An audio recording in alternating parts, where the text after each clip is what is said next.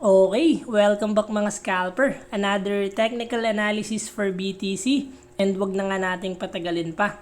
So daily time frame, nagkaroon tayo ng isang doji green candle. Ano ba yung ibig sabihin nito?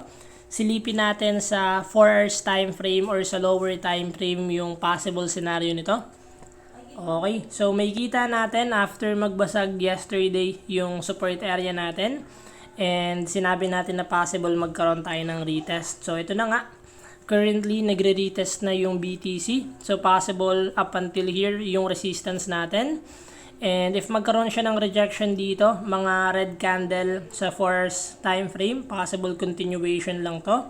And if basagin niya pa to, so possible may mas babagsakan pa tayo.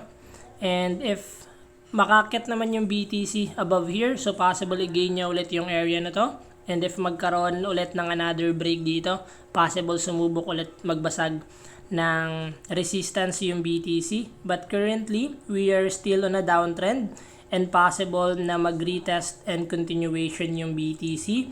But let's wait pa rin sa mga malalaking candle to change yung bias natin. But currently, still downtrend yung BTC.